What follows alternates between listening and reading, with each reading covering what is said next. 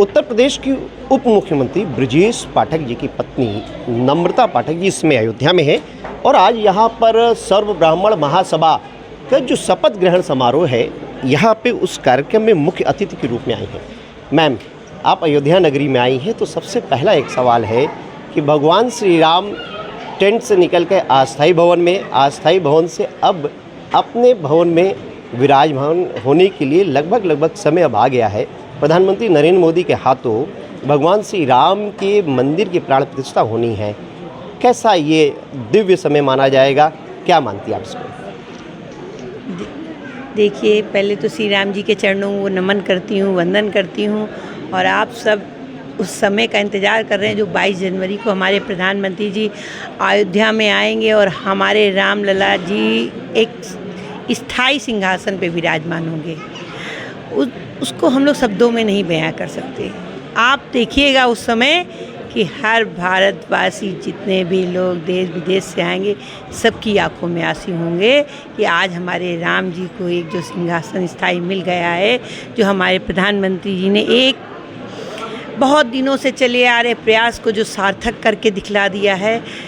तो उस समय का जो माहौल होगा, उस समय की जो कल्पना होगी, वो शायद हम लोग शब्दों में नहीं कह सकते हैं। मैम, लेकिन क्योंकि प्रधानमंत्री नरेंद्र मोदी के हाथों प्राण प्रतिष्ठा होनी है, लेकिन कुछ ऐसे लोग हैं जैसे मदनी है, उन्होंने सवाल खड़े किए कि प्रधानमंत्री को इस कार्यक्रम में नहीं आना चाहिए। देखिए, सवाल तो तरह तरह के लोग खड़े करते हैं और खड़े करने की आदत है। अगर हमारी आलोचना नहीं होगी तो हम अपने आप को मजबूत नहीं समझेंगे। तो जिसको जो कहना है वो कहता रहेगा। हमारे प्रधानमंत्री आएंगे भी और एक स्थायी सिंहासन पे हमारे रामलला विराजमान होंगे, जिसकी पूरी देश दुनिया अपनी आँखों से जो अयोध्या में यहाँ पे बैठकर टीवी में बैठ कर के दूर दूर तक लोग देख करके हमें प्रधानमंत्री जी के जय जयकार के नारे लगाएंगे। जनवरी का समय रहेगा और अगर देखें तो 2024 लोकसभा चुनाव भी है जी। तो ऐसे में अगर देखें तो जो मुद्दे होंगे उसमें राम मंदिर बहुत महत्वपूर्ण माना जाएगा। देखिए, राम मंदिर तो महत्वपूर्ण है ही, बाकी तो राम जी सब कुछ महत्वपूर्ण बना देंगे। और जिस तरीके से आप विकास की बात कर रहे हैं, तो भारतीय जनता पार्टी जब तक पूरी सत्ता में आई है, आप देख सकते हैं कि कितनी तेज़ी से विकास हो रहा है।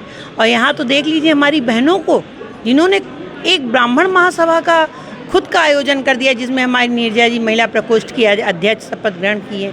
तो आपको ये देख करके लग रहा है कि भारी भरकम महिलाएं निकल करके आ रही, तो सब आ तो अपने मोदी जी के लिए रही हैं, उनके सम्मान के लिए आ रही हैं।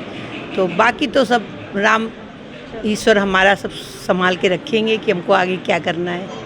2024 के लोकसभा चुनाव में जिस तरीके से अभी केंद्र की सरकार ने महिला आरक्षण बिल के लिए बहुत अच्छा कार्य किया है जी। क्या लगता है कि कितना प्रतिनिधित्व मिलेगा आपको और कैसे आप बहुत अपने आप को मजबूत मानेंगे उसमें?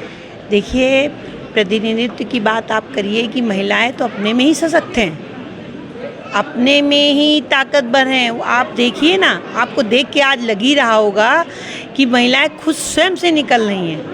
वो ये आरक्षण तो हमारे मोदी जी ने दिया है कि महिलाओं को एक स्थान मिलेगा, एक उच्च स्थान हर क्षेत्र में मिलेगा, पर महिलाएं यही सोच करके खुश हैं कि हमको इतना सम्मान मिला है।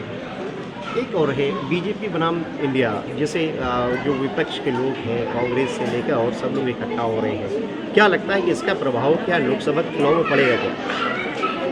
देखिए, आप ज़्यादा तो आपको नहीं बता पाएंगे, बस इतना समझ लीजिए कि 22 जनवरी को जब रामलला जी स्थायी सिंहासन पे आ जाएंगे, जिसको हमारे प्रधानमंत्री जी प्राण प्रतिष्ठा कर लेंगे, तब आप उस समय का चमत्कार देखिएगा कि हमारे राम भगवान क्या क्या करते हैं। धन्यवाद मैम। आप हैं नम्रता पाठक जी, इनका कहना है कि 22 जनवरी को भगवान श्री राम के मंदिर की प्राण प्रतिष्ठा जब होगी तो निश्चित रूप से चमत्कार होगा। और 2024 के अगर लोकसभा चुनाव की बात करें तो जिस तरीके से प्रधानमंत्री नरेंद्र मोदी कार्य कर रहे हैं, लोकसभा चुनाव में बीजेपी को उसका लाभ मिलेगा।